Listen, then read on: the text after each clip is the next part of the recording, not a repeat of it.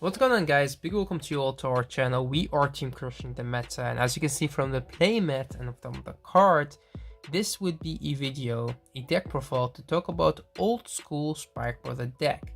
So I will do a marathon of different videos, different deck profiles, each Spike Brother deck throughout the timeline. So this deck is before Limit Break, then we do a Limit Break deck, then we do a Legion deck, then we do a mix between Legion and Limit Break, of course, and then you have the G-Aura deck with the strides, and then you have the upgraded G-Aura deck with like dust and everything. So there are a lot of different decks that we will go through. I would like to see you guys also try to make this deck. It doesn't really have to be Spike Brothers, it could also be like from another favorite clan of yours. You could do that as well, but try to make these old school decks, and there are some rules. So in this deck, you cannot play cards that have Limit Break on them. You cannot play cards that have Legion or work with Legion, and the same for G-Aura. So anything with Generation Break, you cannot play that. But you could play Elementals if you want to, if they don't have that on them. You could play cards that came in way later in the G-Aura, like let's say this starter. This came in the set with Rising Star, so it's really like the last support that we have got in Spike, but still you could play that because it's just a great researcher. So it's really up to you to make the build that you want to, but of course the cards have to work well together and they need to work in the era that they are from. Okay, so let's go through the deck, and after that I will explain also how the deck works and some of the skills. So for the lineups, we have the grade 3 lineup, which will start with 3 copies of Skydiver, 3 copies of Juggernaut Maximum, and the 4 copies of General Siegfried. So General Siegfried being of course the main grade 3, the one and only main grade 3 that we have got in the old days, until we have had the cards from the Limit Break. Then we had more grade 3s to ride into, let's say. Sometimes you do ride into the 11Ks because they don't have a Vanguard skill, but they were 11Ks, and he's good because of course he has the ability, which we'll talk about in a minute. For the grade 2 lineup, we have the 4 copies of Deadly Mason, and then followed up by the 4 copies of Braki, and then we add into Devil Dome. Devil Dome is of course a card that came in way later. Deadly Mason is also a card that came in later, but yeah, you could play them because they do not require you to have Legion or Limit Break or GB. So that's the grade 2 lineup. We'll also talk about the cards that are not on the lineup. For the grade 1 lineup, we start with 4 copies of Gloria. This is pretty much your, let's say, best grade 1 in the deck. She does put a lot of work into the deck. And then we have 3 copies of Medical Manager, and then 2 copies of Wonder Boy, followed up by 2 of each Merlin Arts. Alright, so 4 PGs, 4 Gloria, 3 Medical Manager, and 2 Wonder Boys. For the zeros, we have our starter, which is Mega Trainer. We will talk about this later, why we choose him. For the heal triggers, I chose to play Tiara because she is the first heal, and then also we could do each and every build with different heal if you want to. 2 Linux, followed up by 4 Deadly Schemer, as I'm playing the 6 draws. This deck does not really have a lot of draw power. Then we played 2 of each Silent Joker and 2 Sonic Break. 6 crits, no stands. You could play stands in this deck, but stands are awkward in Spike Brothers. I could show you a build with stands if you want to. It still works. I've tried that out before. Okay, now we explain the cards, and I will also show you the cards that are not in here. So first of all, we have General Siegfried. General Siegfried is your main grade 3. What he does is pretty simple. He has 2 abilities. The first one is whenever he drive checks a grade 3, you may call that to an open regular circle. Then we have the second ability, which is when he's boosted by a Spike Brother unit, he gains an extra 3k. The second ability makes him, with a Wonder Boy behind him, a 21 column, and the 21 column was a huge column that could hit everything except MLB, which also came in later. Alright, then we have his first ability. So drive checking at grade 3, meaning you do rely on luck, but I will show you the combo that does help with keep multi-attacking even if you do not drive check a grade 3. Okay, so that's Siegfried. You need him at 4, and let's put him down there. Then we have the Juggernaut Maximum and the Skydiver. So Juggernaut Maximum and Skydiver. The thing is with these cards, we always had cards like these throughout the time for Spike Brothers. Not only in the old days. The only time that we missed these is in the V era, because in the V era we had the Juggernaut, but we never had something that could multi-attack, something that could call. They are not giving us that yet. Maybe later we will get that. But in time, we also got like the Bulldozer Dope, which did almost the same as the Juggernaut Maximum, but better. And we got the Hive Maker that did the same with the Skydiver. So it's kind of, we always got those two cards, which I'll also show you in the grade 2 lineup. We always got one caller, one attacker, one high attacker, and one multi-attacker. So you play the Juggernaut Maximum. He has the ability that whenever he attacks, you Soul Blast 1, he gains extra 5k, then at the end of the battle he goes back to the deck. You shuffle, and that's it. So he gains extra 5k, but he goes back to the deck. His first ability is the same as the first ability of Skydiver, is Vanguard and Rearguard. If you do not have any other Spike Brother unit, they gain minus 2k, which is kind of the old days. Whenever you could tag this in another clan, you do need to have another Skydiver or another Spike Brother unit on the field, otherwise he will be weaker, and that's the reason why you could not really tag him in other decks. That was like in the old days where you could not really make a deck out of only Spike Brothers or only Mega Colony or only Nubutama and stuff. Nubutama is a clan, I remember that they struggled a lot with making a complete deck with the cards they have got. But now, of course, they could make whatever they want. Skydiver's second ability is whenever his attack hits, doesn't really have to hit a Vanguard. One of the few cards that does not really have to hit a Vanguard.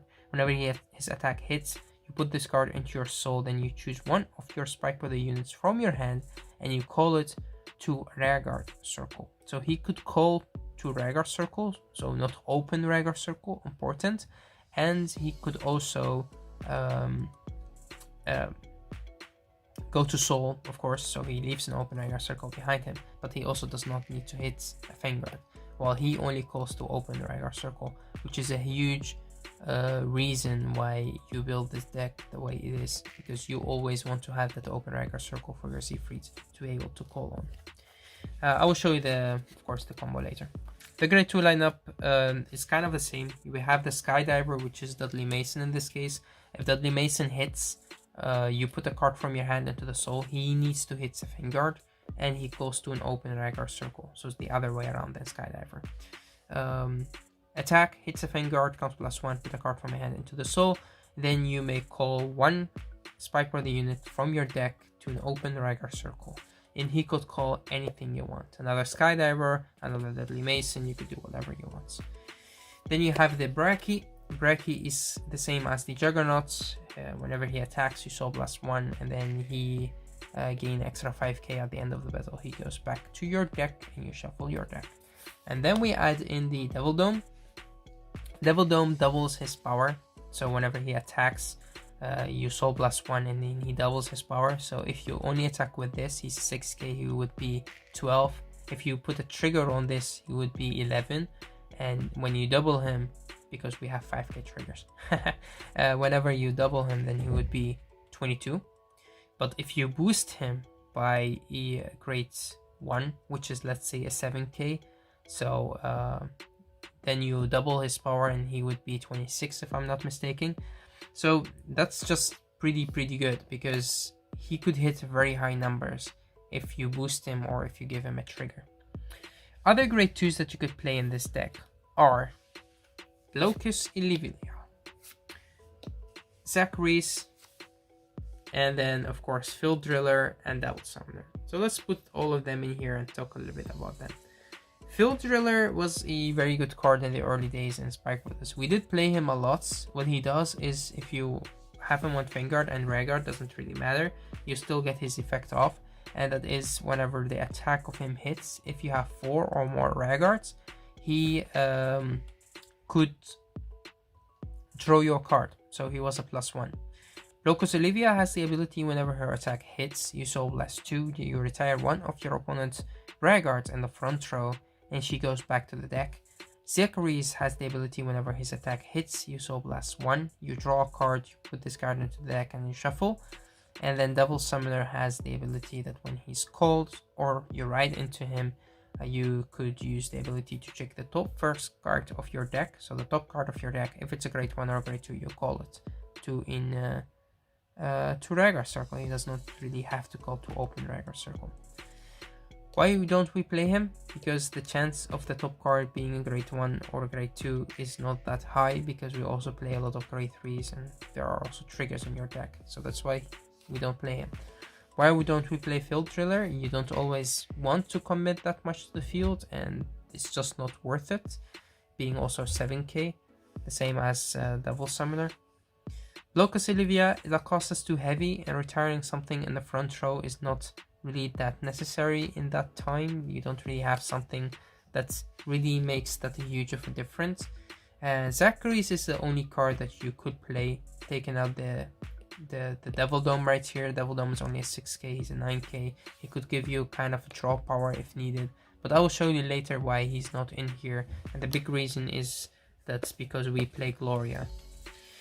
Gloria is the card that makes or gives this deck the extra draw power when it's needed. And what she does is whenever she boosts a grade 1 or a higher card, or just a normal, yeah, it's a grade 1 or higher, so she could not boost the trigger and you put the trigger back. You counter +1 at the end of the battle and you put that unit that she boosts back to the bottom of your deck and you draw a card. So if you combine this with Juggernaut, Devil Dome, with Bracky, you already have to put Bracky because of his own ability. So with her, you put it to the bottom and you draw extra. So you're not minusing yourself, or you're kind of plussing in a different way. And that's why Gloria is really, really good. And I'm very sad that this card came out way later, but it did make the deck really, really good.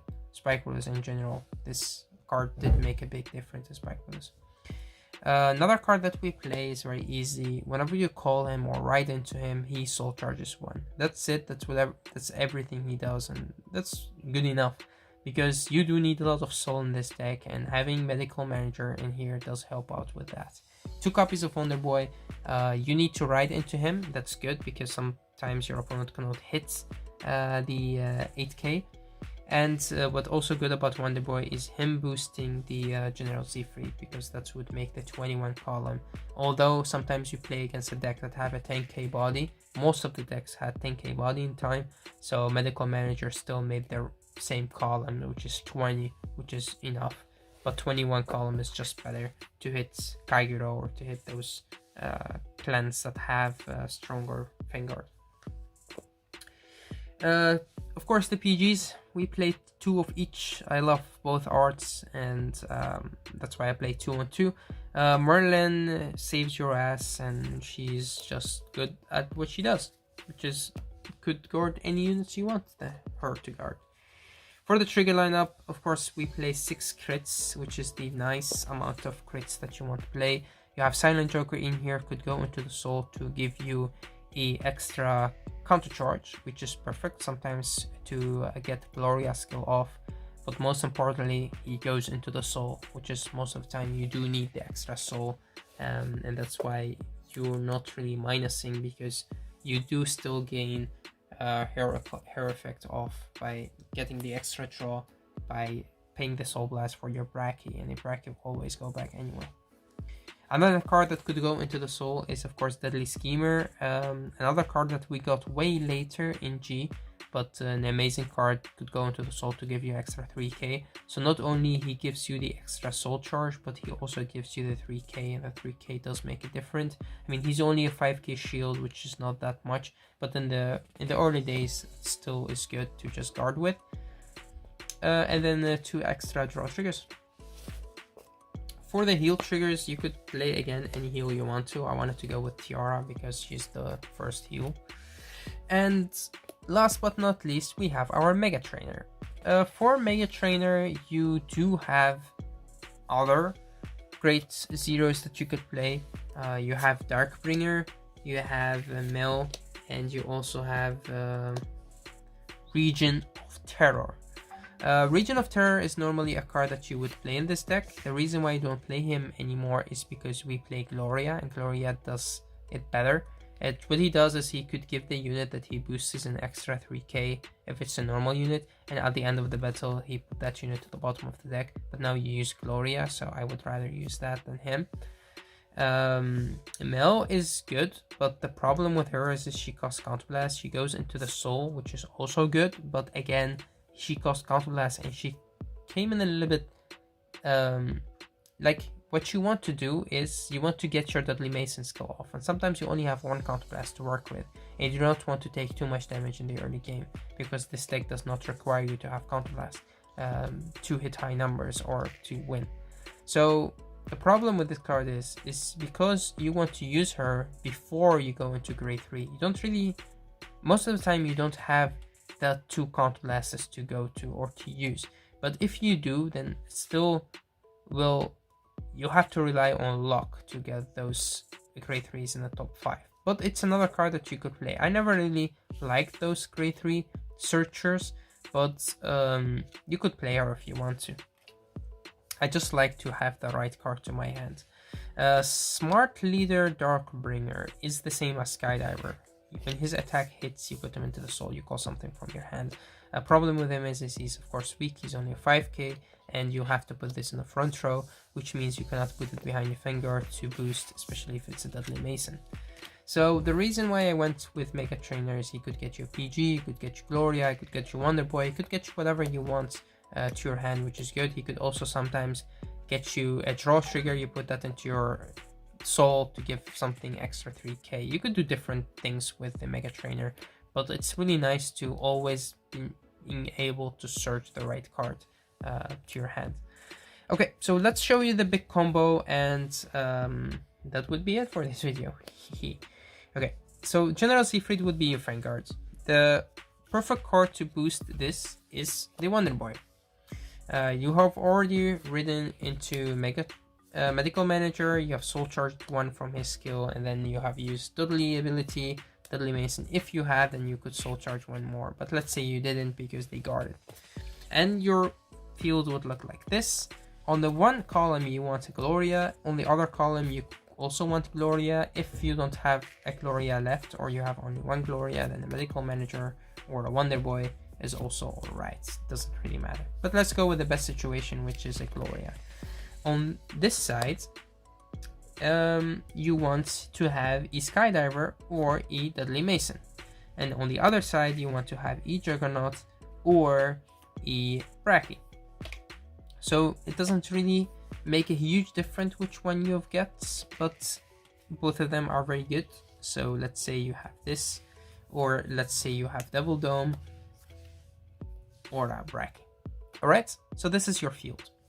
This is the Gloria that makes less difference. So this is the Gloria that could be a Wonder Boy or could be a Magical Manager. It's the one that boosts the Skydiver or the Deadly Mason. So it doesn't really matter which one is right here. But if it's a Gloria, then that's better because it does make it different later on. Okay, so let's do it like this for argument's sake, that some people would say, hey, you don't have 2 Glorias on the field and you already Soul Charged 1 Gloria, so how could you have so many Glorias? Yeah, because I'm good. Okay, so you attack with this column, being any of these units. Juggernaut hits high number, Bracky hits a little bit less high, and Devil Dome hits the best number, because Devil Dome boosted by this could hit the 26 column, 1326. So you attack with this, activate his ability, Soul Blast 1, and with that you make 26 column, which most of the time they would have to let that through. Then you activate Gloria skill to put this to the bottom of your deck, and you draw a card. Then you attack with the General Siegfried, boosted by the Wonder Boy, 21 column. You now need to drive check a grade 3. If you drive check a grade 3, which is like a General Siegfried, or a Juggernaut Maximum, or a let's say a Skydiver, then that's pretty good, because now you could have a multi-attacking.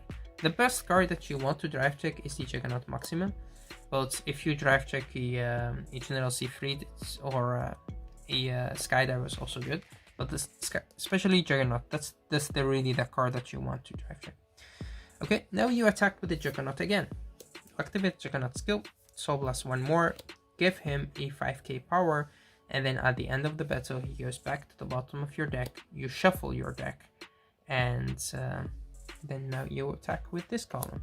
This is the column that gets the power from the triggers that you got from him, if you get triggers. Deadly Mason attack for 16, if you get a trigger, 21. If it's with this, then that's 18, then that's 23. It's almost the same, and only against ML Bay that did make a big difference. If he hits, then he goes to the soul and you pull something from your hands, like a Bracky or a Juggernaut or whatever. And if Deadly Mason hits, then you could put a card from your hand into the soul to pull something from your deck. That could still hit high number or kill your opponent, or kind of an interceptor, that's also good. So that's the big combo of the deck. And now we have some other cards that you could put into the deck that I don't really like, but you could put them into the deck. First one is Reckless Express. Reckless Express is the same as the Juggernaut or the Bracky, and whenever he attacks, you Soul Blast 1 and then this card gain the extra 5k. The problem with him is he hits awkward numbers and you only use him in the early game, so that's why I don't have him in here. UFO is only good with Mason. It's the only card that could call him, so that's why we don't play him in here. Whenever he's placed, you discard a card and you draw a card. And did you know that this card, Arts, is already on Mason?